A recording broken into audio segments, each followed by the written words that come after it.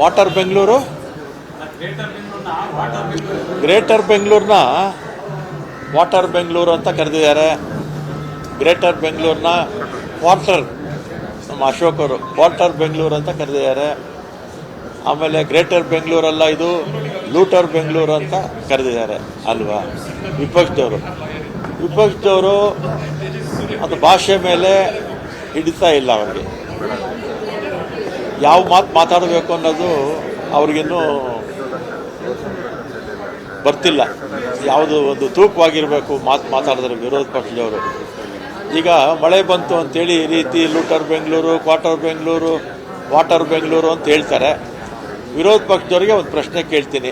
3 ವರ್ಷಕ್ಕೆ ಮುಂಚೆ ಇಡೀ ಈಸ್ಟ್ ತಾಲೂಕು ಅಂದರೆ ಮಹದೇವಪುರ ಬರುತ್ತೆ, ಆಮೇಲೆ KR ಪುರಂ ಬರುತ್ತೆ, CV ರಾಮನ್ ನಗರ್, ಇದೆಲ್ಲ ಮಳೆಯಿಂದ ತುಂಬೋಗಿತ್ತ ಇಲ್ವೋ?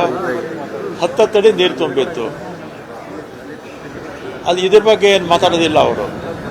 ಆಮೇಲೆ ಹೈಕೋರ್ಟು 2 ವರ್ಷಗಳ ಕಾಲ ಪಾಟ್ ಹೋಲ್ಸ್ನ ಮಾನಿಟ್ರ್ ಮಾಡ್ತಾ ಇತ್ತು.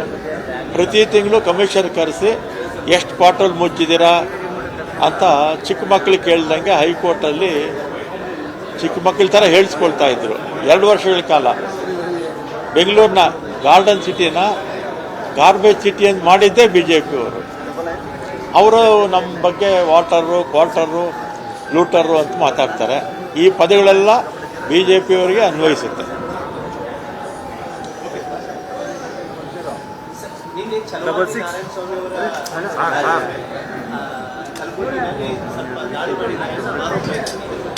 ಈಗ ವಿಪಕ್ಷದ ನಾಯಕರು, ಅದು ಕಾಂಗ್ರೆಸ್ಸೇ ಇರ್ಬೋದು, ಬೇರೆ ಬೇರೆ ರಾಜ್ಯಗಳಲ್ಲಿ, ನಮ್ಮ ರಾಜ್ಯದಲ್ಲಿ ವಿಪಕ್ಷ BJP ಪಕ್ಷ ಮಾತಿನ ಮೇಲೆ ಹಿಡ್ತಾ ಇರಬೇಕು, ನಾಲ್ಗೆ ಮೇಲೆ ಹಿಡ್ತಾ ಇರಬೇಕು.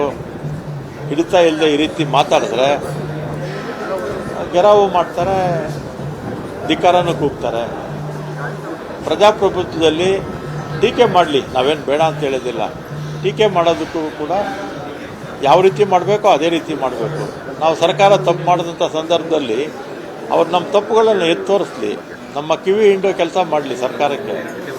ಅದು ಬಿಟ್ಟು ಈ ರೀತಿ ಲೂಸ್ ಟಾಕ್ಸ್ ಮಾತಾಡಿದ್ರೆ ಸಹಜವಾಗಿ ಯಾರ ಬಗ್ಗೆ ಮಾತಾಡಿರ್ತಾರೋ ಅವರ ಬೆಂಬಲಿಗರು ಗೆರಾವ್ ಮಾಡೇ ಮಾಡ್ತಾರೆ. ತಪ್ಪೇನಿಲ್ವಲ್ಲ ಅದರಲ್ಲಿ.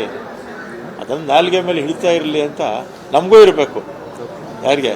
ಬರೀ ನಾರಾಯಣ ಸ್ವಾಮಿ ಅವರು ವಿಪಕ್ಷದವರಲ್ಲ, ನಮ್ಮ ಪಕ್ಷದವರು ಕೂಡ ಅವರು ವಿರೋಧ ಪಕ್ಷದವ್ರು ಮಾತಾಡುವಾಗ ಗೌರವವಾಗಿ ಮಾತಾಡಬೇಕು. ಟೀಕೆ ಮಾಡಲಿ, ಟೀಕೆ ಮಾಡೋದ್ರಲ್ಲಿ ಏನು ತಪ್ಪು ಇಲ್ಲ.